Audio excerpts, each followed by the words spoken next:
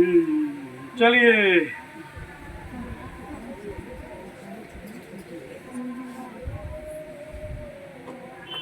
क्या है? क्या रो? अरे बबू मत रो मत रो, चुप हो। ज्ञान रो रक्षाबंधन मना लिया था रोहित।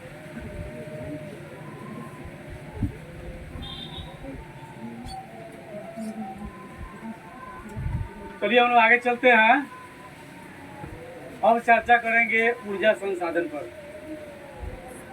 ना, एनर्जी सोर्स।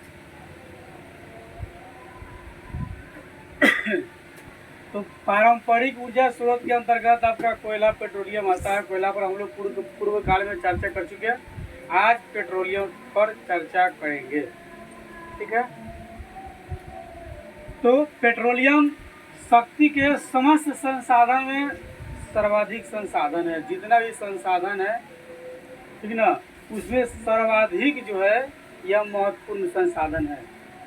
जितना है ना उस सब में सबसे सर्वाधिक यानी कि महत्वपूर्ण संसाधन है कौन? पेट्रोलियम, ठीक है। पेट्रोलियम शक्ति के जितने भी संसाधन है उसमें सर्वाधिक महत्वपूर्ण संसाधन है आपका कौन? पेट्रोलियम।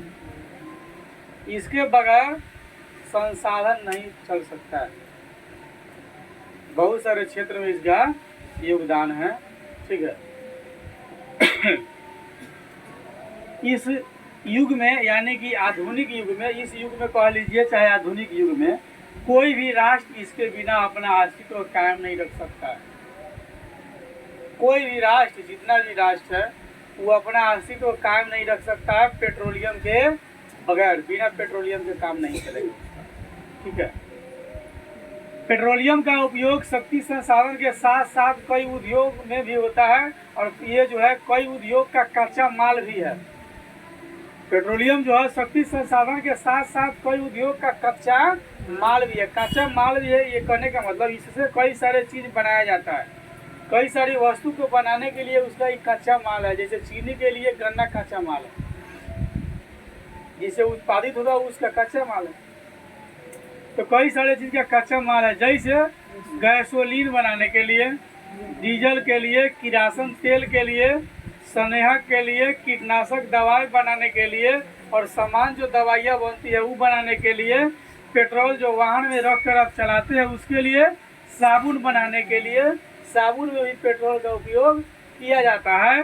कृत्रिम रेशा बनाने के लिए, यानी कि मानव निर्मित रेशा बनाने के लिए, कैसे बैठो, मानव निर्मित रेशा बनाने के लिए, प्लास्टिक बनाने के लिए जो है कि पेट्रोलियम का उपयोग किया जाता है। पेट्रोलियम से पेट्रोल प्राप्त होता है, न कि पेट्रोल से पेट्रोलियम प्राप्त होता है, ठीक है।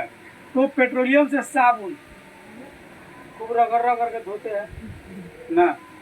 कृत्रिम रेशा खूब हम लोग पहनते हैं, इसका उपयोग भी करते हैं। डीजल है, गैसोलीन है, किरासन तेल है, स्नेहक और कीटनाशक, बहुत सारी दवाइयाँ है।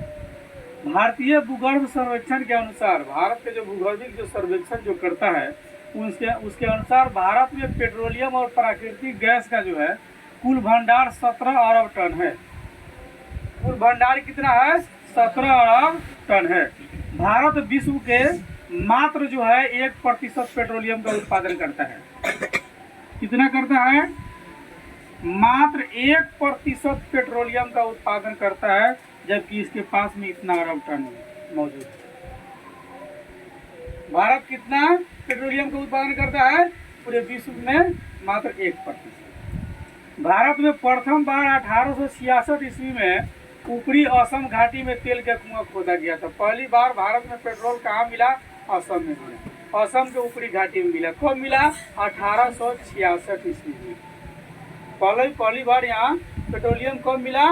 1866 में। कहा? असम के ऊपरी घाटी में मिला। 1890 ईस्वी में डिगबोई में तेल मिला। असम में ही डिगबोई है, वहाँ पर भी तेल मिला। और 1959 ईस्वी में खंभात के तेल क्षेत्र की खोज हो गई। 1959 ईस्वी में खंभात के तेल क्षेत्र की खोज हुई और 1975 ईस्वी में मुंबई में तेल का पता चला। मुंबई में तेल की जानकारी कब मिली? 1975 ईस्वी में। 1800 ना। मुंबई में तेल कब मिला? हाँ। खंबात के खाड़ी में कब तेल मिला? 1964 में। अच्छा हाँ 59 में। और डिगबोई में? अब पहली बार कहाँ मिला? असम के ऊपरी घाटी में। कहिया? तो बड़ी चालाक हो गया अभी आ रहा है। हाँ अकील अब आप लोगों में आ गया है, ठीक है।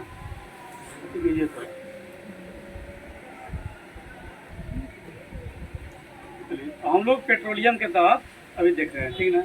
तो भारत में तेल क्षेत्र का वितरण मतलब कहाँ कहाँ पाया जाता है, ठीक ना। वितरण का मतलब इसका फैलाव कहाँ कहाँ होता है, उसी को वितरण करते हैं। तो भारत में मुख्यतः 5 तेल उत्पादक क्षेत्र है मुख्य रूप से। अन्य भी है छोटे बड़े, लेकिन मुख्य रूप से कितने हैं? 5, ठीक है। तो भारत में मुख्यतः 5 तेल उत्पादक क्षेत्र है।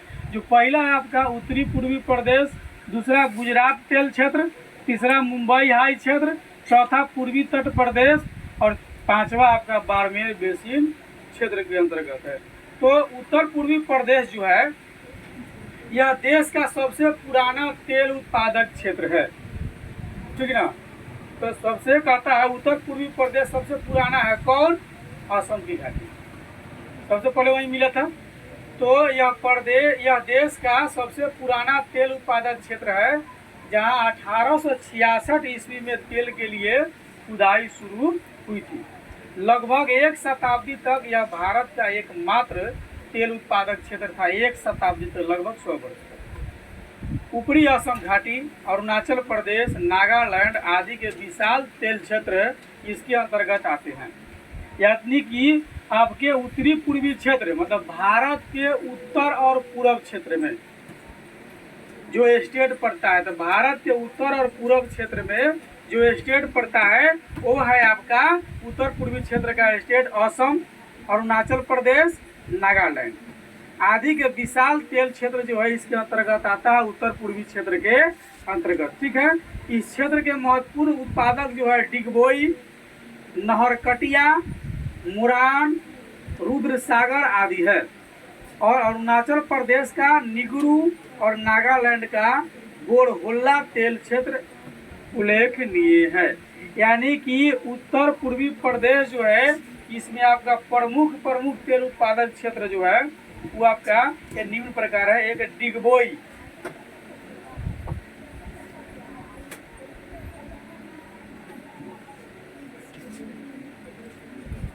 ठीक है, डिगबोई। उसके बाद है नहरकटिया,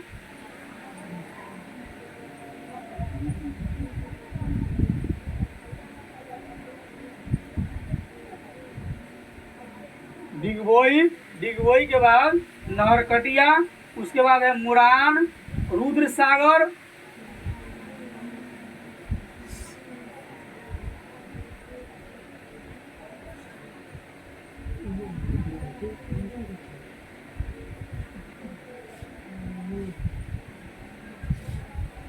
इस उत्तर पूर्वी प्रदेश का क्या है तेल क्षेत्र है। यहाँ से तेल निकाला जाता है। अरुणाचल प्रदेश में जो है उत्तर पूर्वी क्षेत्र में ही है निगरू,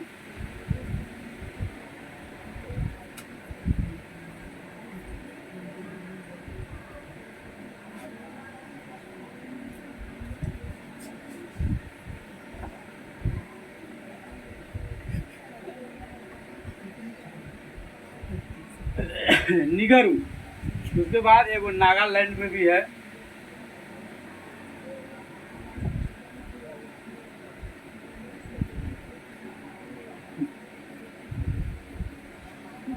नागालैंड में बोरहोल्ला,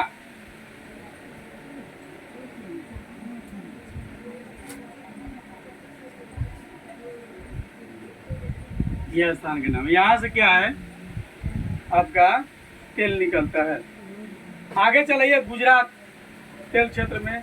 यह क्षेत्र खंबात के बेसिन तथा गुजरात के मैदान में विस्तृत है। तो खंबात तेल क्षेत्र का खुदाई कब हुआ? 1959 में, यानी कि मुंबई गुजरात जो है कहता है कि यह क्षेत्र खंबात के बेसिन तथा गुजरात के मैदान में फैला है। यहाँ पहली बार 1958-59 में तेल का पता चला था। इसके मुख्य उत्पादक जो है आपके गुजरात में जो है यहाँ पता चल गया 1958-59 में, ठीक है, यहाँ जो है पता चल गया। इसके मुख्य उत्पादक है अंकलेश्वर, गुजरात में हवा अंकलेश्वर, यहाँ से पेट्रोलियम निकलता है अंकलेश्वर से। उसके बाद कलोल,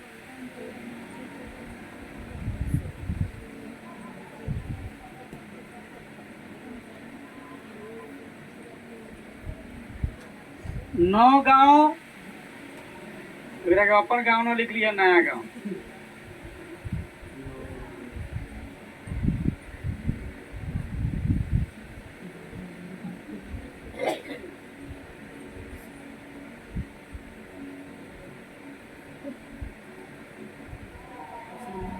इस स्थान से ना पेट्रोलियम निकलता है। ये गुजरात के क्षेत्र है, ठीक है। अगला आपका मुंबई हाई क्षेत्र। तो मुंबई में कब खुदाई हुई थी? 1975 में, ठीक है। तो यह क्षेत्र मुंबई तट से 176 किलोमीटर दूर उत्तर पश्चिम दिशा में अरब सागर में स्थित है। मुंबई में जो तेल निकलता है कहाँ से निकलता है? अरब सागर से निकलता है। 175 किलोमीटर दूर कहाँ से? मुंबई से। यह मुंबई से 175 किलोमीटर दूर, ठीक है। कहाँ से निकलता है? अरब सागर से।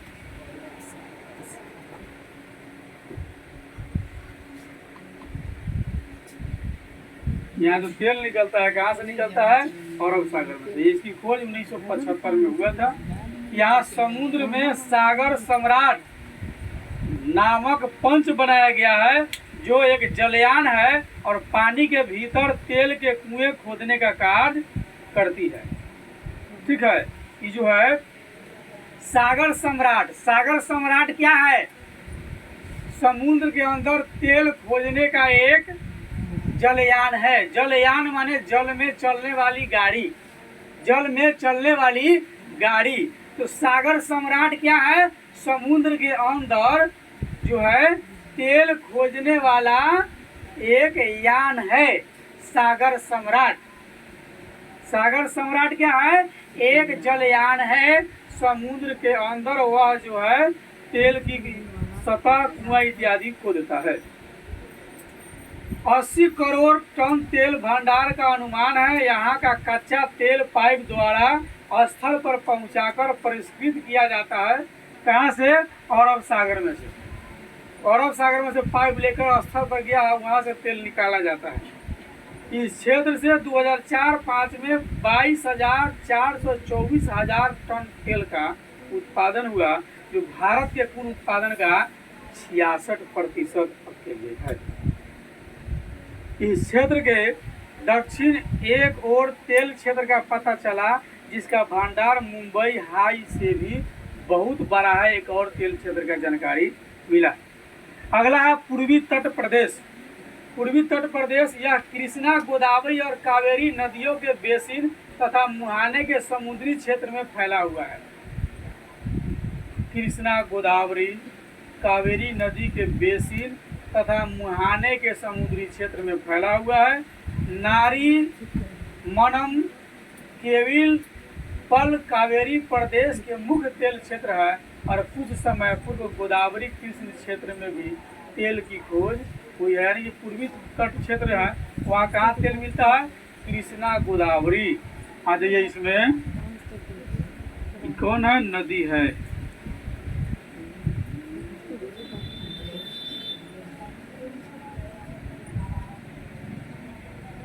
कृष्णा, गोदावरी और कावेरी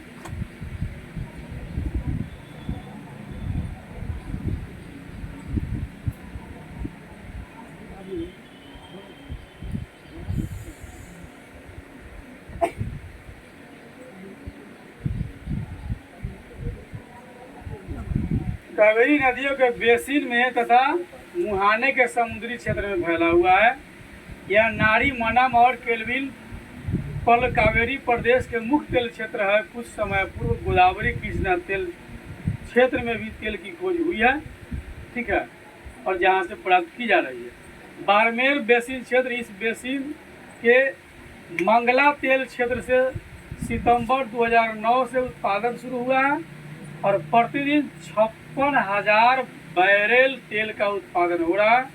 2012 तक यह क्षेत्र भारत का 20% पेट्रोलियम उत्पादन करेगा। पूर्व क्या है, यानी कि 2012 तक यह क्षेत्र भारत का 20% पेट्रोलियम उत्पादन किया था। कौन? बाड़मेर बेसिन क्षेत्र। सबसे ज़्यादा आपको किया मुंबई हाई, मुंबई तेल मिला वो 66% किया है, ठीक है। ये सभी तेल जो है यहाँ से जो निकलता है तो डायरेक्ट उपयोग में आता है, नहीं उपयोग में आता है। पहले इसको मशीन में ले जा करके सफाई करेगा, यानी कि परिष्करण करेगा। कुआं से निकाला गया कच्चा तेल क्या है, परिष्कृत करके, ठीक है, यानी कि वो अपरिष्कृत और अशुद्ध होता है, इसलिए उसको परिष्कृत और शुद्ध किया जाता है। अतः उपयोग के पहले उसे तेल शोधक कारखाना में परिष्कृत किया जाना जरूरी होता है। इसके बाद वो जो है डीजल, पेट्रोल, किरासन तेल, स्नेहक पदार्थ या अन्य कोई वस्तु उससे प्राप्त होती है।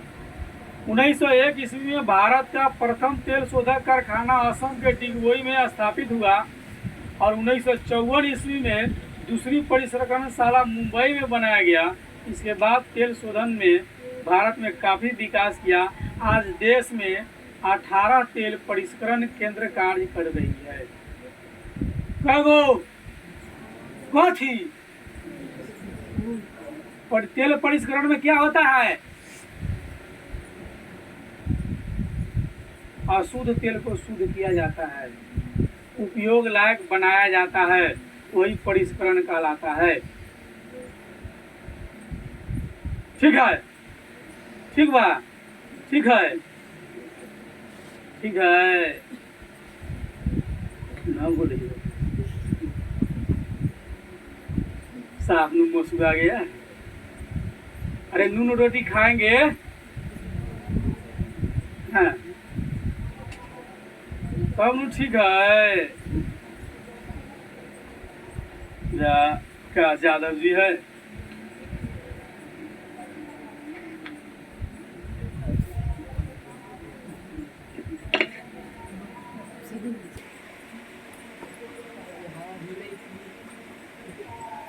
या तो पहले चिंता मत कर, सब जब देखेगा ना बुढ़ारी में क्या करे होम ही न है।